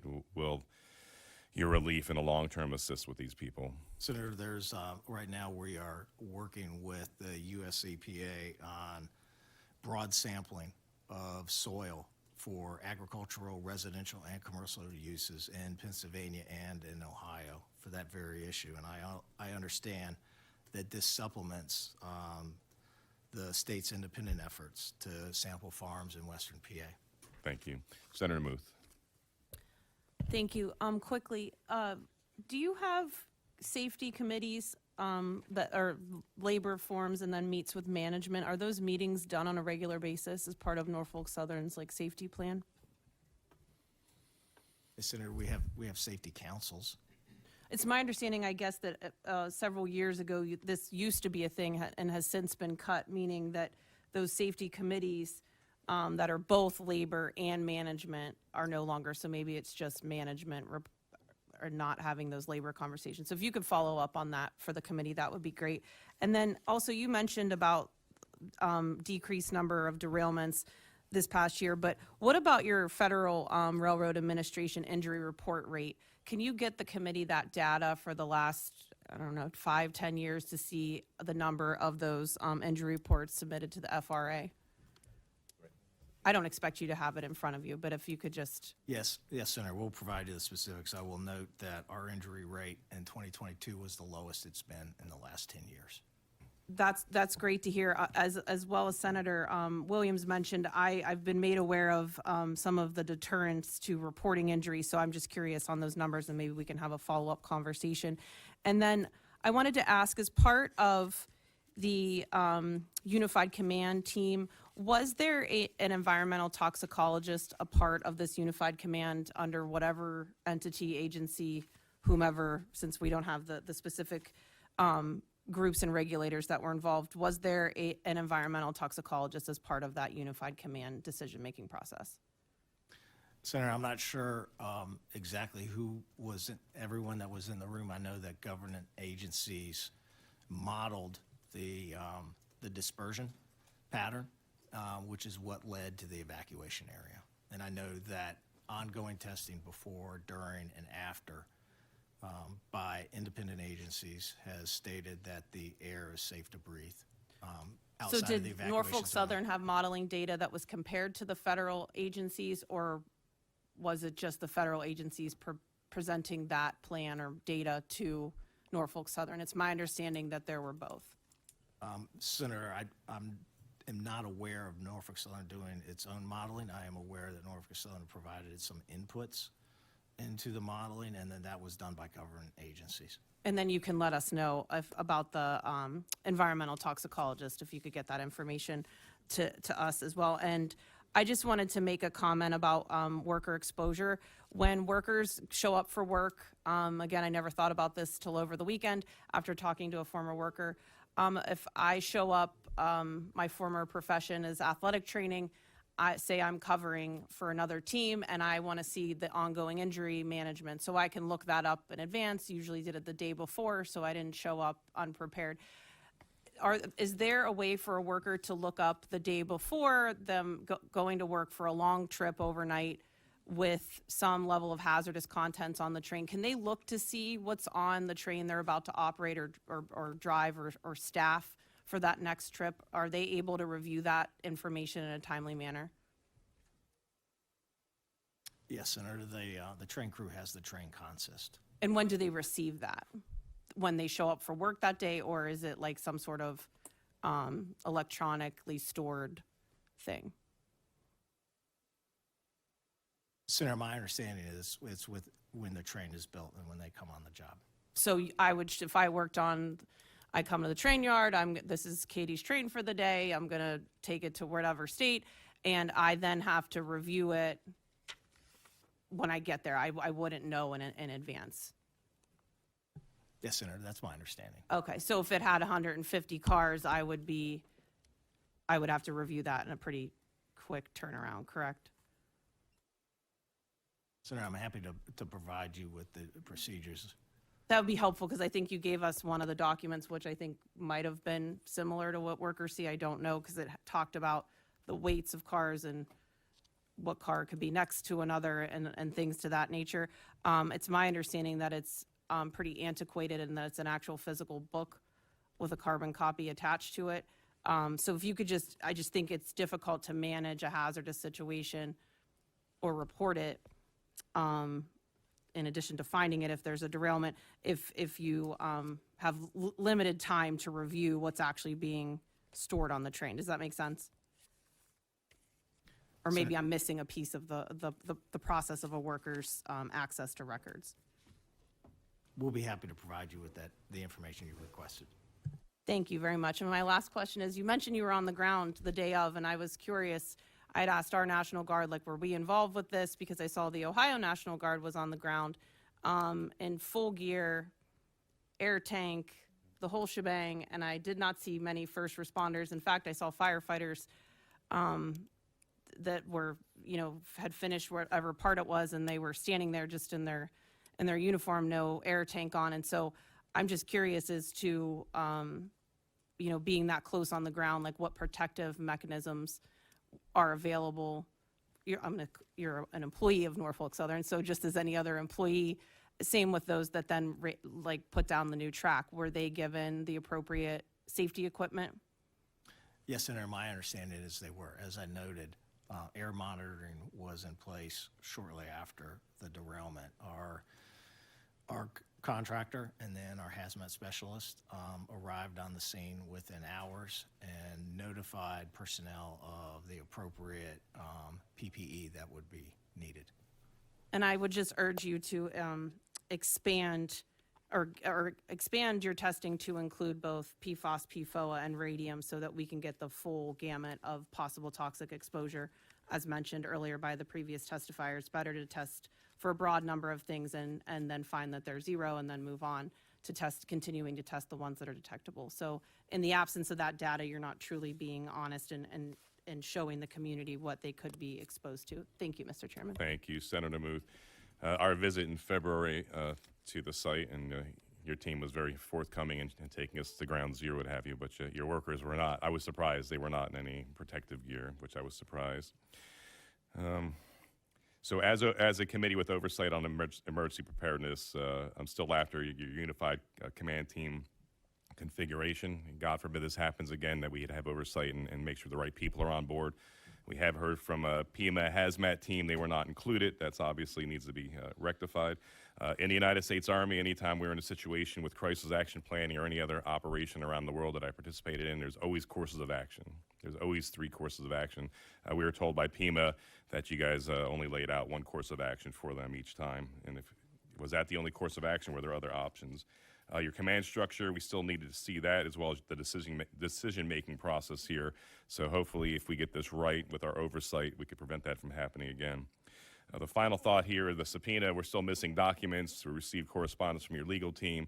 So the subpoena is still in place. And Mr. Shaw, we may request you back again once we have access to more documents and we have further questions. Thank you for your time and your indulgence. And we look forward to communicating with you in the future. Mr. Chairman, may I ask a question, please? A follow-up question? Senator Brooks. Yes, and I am sorry. I apologize. I had to step out for a few minutes, and I want to thank you for asking my legacy question. But many of my questions have been asked, but I did just want to dovetail on Senator Muth's question in regard to Dr. Wellen, the previous testifier. Did you hear his testimony? Senator, is this the gentleman from Purdue University to which you're referring? Yes. Yes, Senator, I did. Yes. You did?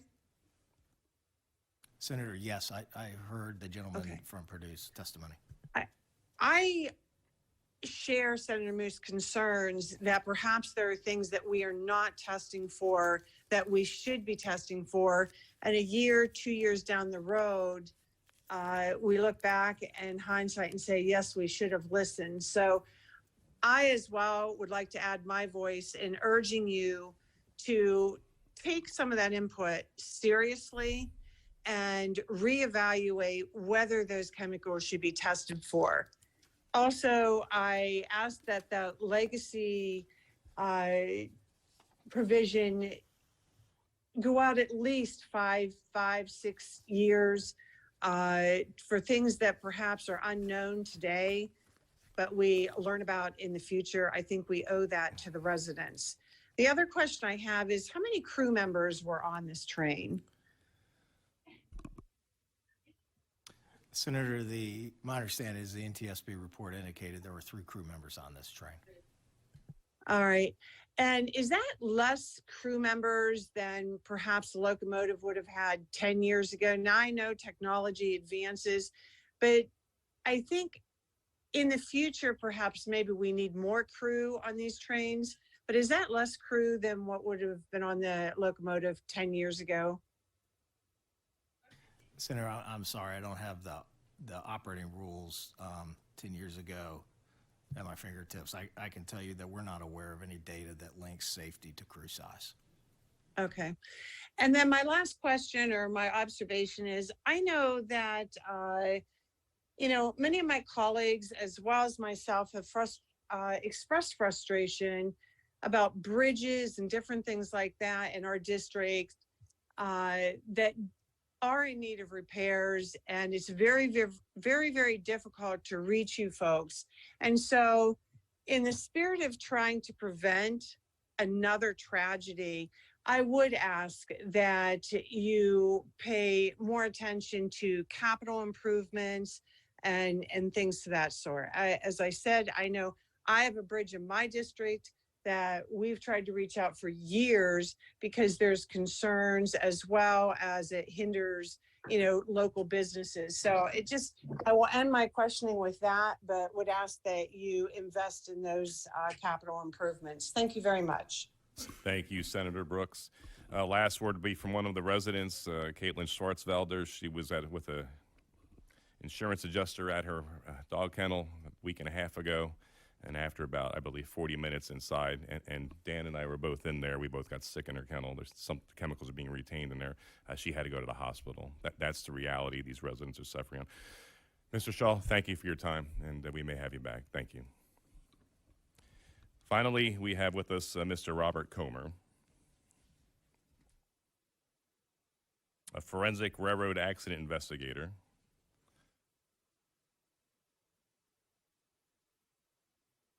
And Mr. Comer, if you could stay standing and raise your right hand. Do you solemnly swear or affirm to tell the truth, the whole truth, and nothing but the truth, so help you God? If so, please say, I do. I do. Thank you for driving all the way up from the Midwest to be with us today here. It's an honor to be with you. If you could explain briefly to everyone listening your credentials, your experience, and then we'll go with questioning. My background is military intelligence during the Vietnam War. I had a top secret crypto clearance with NSA. I did military intelligence work for 2 years in West Germany and for a year in the Philippines. And the Navy trained me on computers even back in the 1960s. So I had that background. And then in 1989, I did the first railroad crossing accident investigation because it happened right out close to my hometown of Alliance, Ohio. And when I was 9 years old, some family members got hit by a train at a different crossing on the west side of Alliance.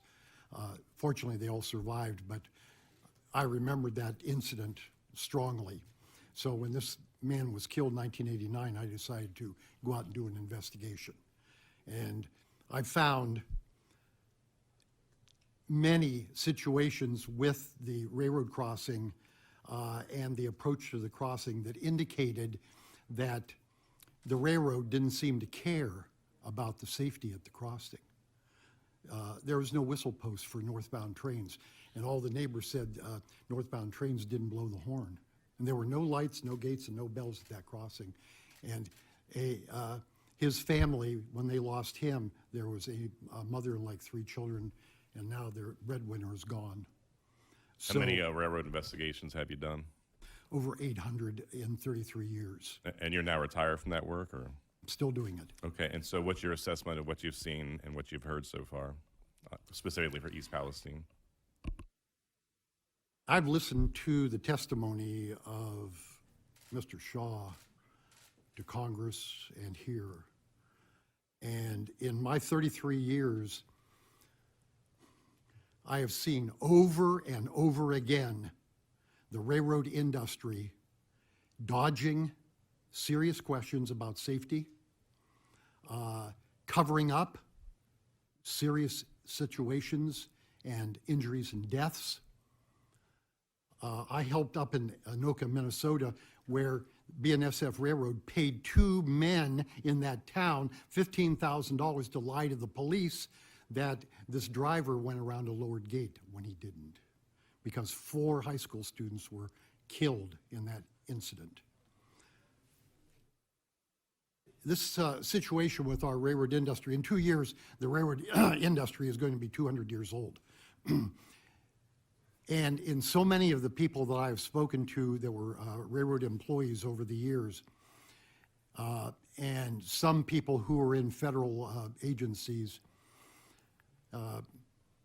they say the same thing, that the railroad industry in our country is the most protected and coddled industry in our whole country.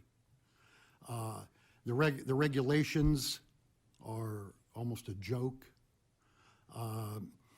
And the one thing I wanted to tell you that you haven't heard, that over 100 years ago, railroad employees put a little 4-line poem in locomotives and cabooses. And this is very important to hear because the railroad employees over the years know what the attitude is about owners and management when it comes to railroad safety. And the poem goes, uphill slow, downhill fast, tonnage first, safety last. Oh, so the railroad employees know what management or owner's attitude really is.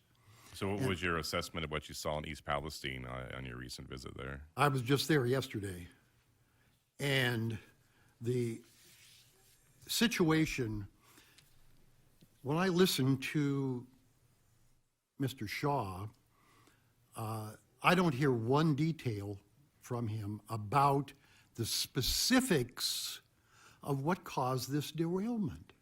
Not one single word about the condition of the track, and he didn't say one word about who owns those rail cars. They're not Norfolk Southern, they're customer cars. Every one of those rail cars that was being transported on February 3rd belonged to a bunch of different companies. The vinyl chloride was transported for a company called Oxy Vinyl LP, which is one of the biggest PVC manufacturers in the entire world. And they know how dangerous vinyl chloride is, okay? And the big question is, why was the vinyl chloride, why weren't those cars put in the back of the train? And an investigation I did in Rosedale, Maryland, there was a 2013 derailment that caused the worst explosion in Baltimore County history. They had what I called a rolling bomb, a covered hopper car with over 100 tons of sodium chlorate, which is extremely explosive, and it was only 7 cars behind the 2 locomotives. And yet only 16 cars derailed, and there were 38 cars. If they had put the rolling bomb in the back, the worst explosion in Baltimore County history wouldn't have happened. So why do you think they put the train in this order then? I appreciate you explaining this because I'd love to know.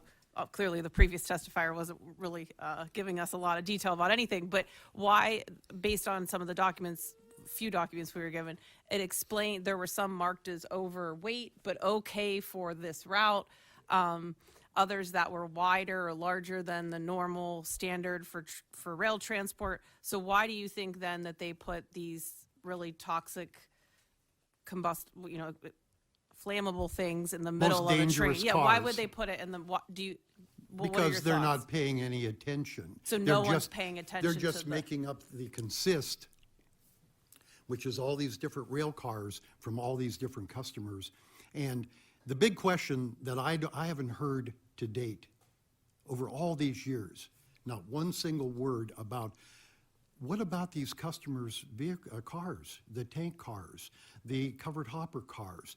This car number 23 that had the fire under it, that was owned by a private company.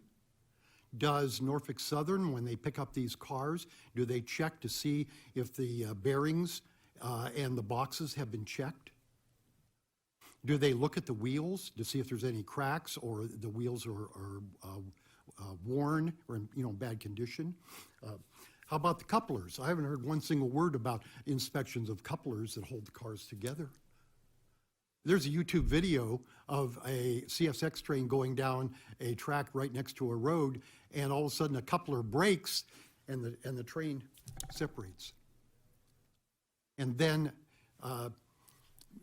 Mr. Shaw is not telling you the truth about the history of his railroad or the railroad industry, that how over so many decades, all the way back, they have been ignoring or dodging paying the money to increase the safety of their trains. Right here is a picture that I took yesterday of the track that went through East Palestine where the derailment happened. The wooden ties are in terrible condition. I went down through there and the ties are in terrible condition. And here's another thing that not one single word was said about this. The thing that holds a rail to a wooden tie is called a tie plate, okay? There it is right there in the picture, the tie plate holding that rail. on that deteriorated wooden tie. There are 4 holes on each side for the spikes. And you think about it, you have a device called a rail plate that is holding the rail in position. If it can't hold the rail in position and the rail moves, it only has to move about 5 inches and the wheel falls off. Now you have a derailment, okay? So why in the world would they be using wooden ties when there are concrete ties? One of the biggest companies is right in Pittsburgh. I talked to them, Foster. They're selling concrete ties all over the United States. They are twice as strong as wood, and they last twice as long. And people all over the world, European countries are putting in concrete ties, even in South America and in Africa. And how many concrete ties does Norfolk Southern have in their large, I wrote down how many. What's your view on Norfolk Southern's safety record in recent years? Oh, he claims it's getting better. Well, I think they had the most incidents over the last 10-year span oh, than any absolutely. other railroad. Yeah, we have Class 1 railroads in the United States, and they've been merged and everything. You know, we have Norfolk Southern and CSX operating in Ohio, Pennsylvania, and the eastern part of the United States, okay? And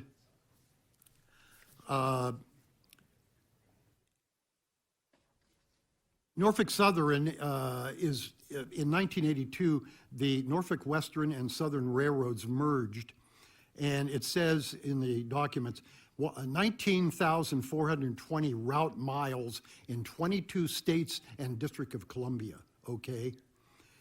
And I didn't hear one single word from Mr. Shaw about all the years that the railroad industry, including him and Norfolk Southern, have been trying to get rid of Regulations that protect. not only regulations, but people. They've been trying to get only one person in the locomotive so they won't have to pay 2 people.